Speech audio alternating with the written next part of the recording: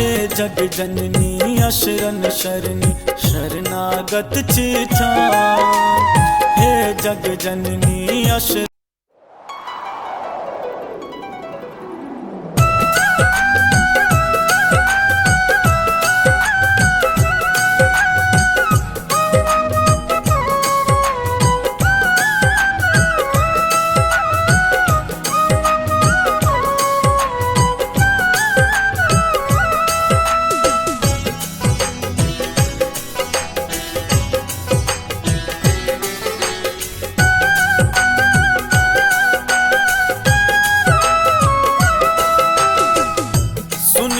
पुकार मैया, सुनियो पुकार मैया, दियो कन ध्यानिए। आहा ने सुनबै त सुनते ज्ञानिए, आहा ने सुनबै त सुनते ज्ञानिए।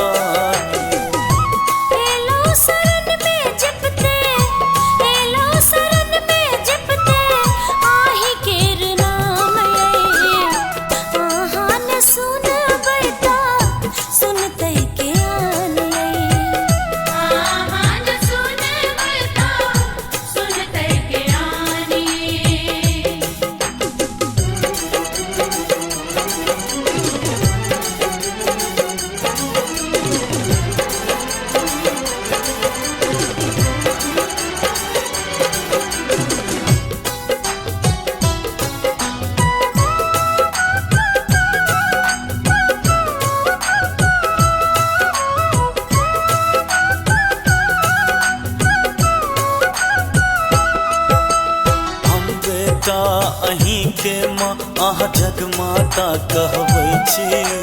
लिखलौं कोना हमर भाग जे दर दर भटकै छी।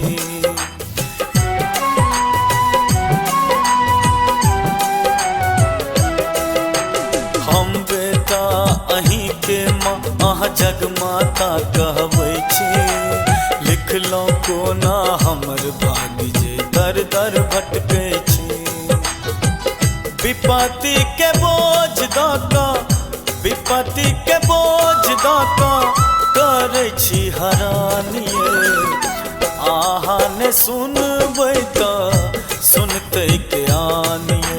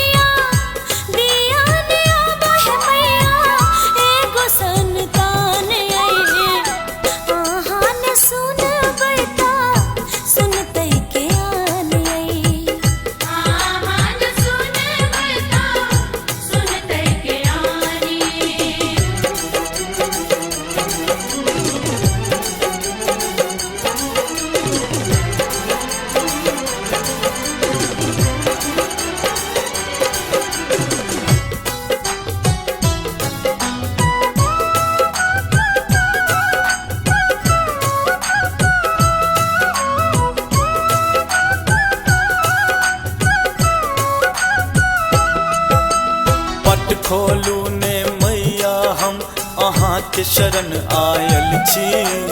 किछ नहीं मांगे छी माई, दर्शन के प्यासल छी।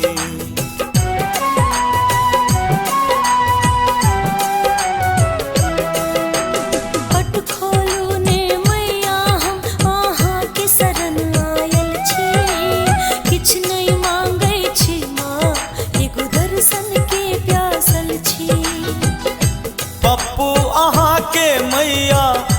गगन अहाँ के मैया करय प्रणाम ये। आहा ने सुनबै त सुनतै ज्ञान ये। आहा ने सुनबै त सुनतै ज्ञान ये। आहा ने सुनबै त सुनतै ज्ञान ये। सुनियो पुकार मैया, सुनियो पुकार मैया, दियो कन ध्यान ये। आहा ने सुनबै त सुनतै ज्ञान।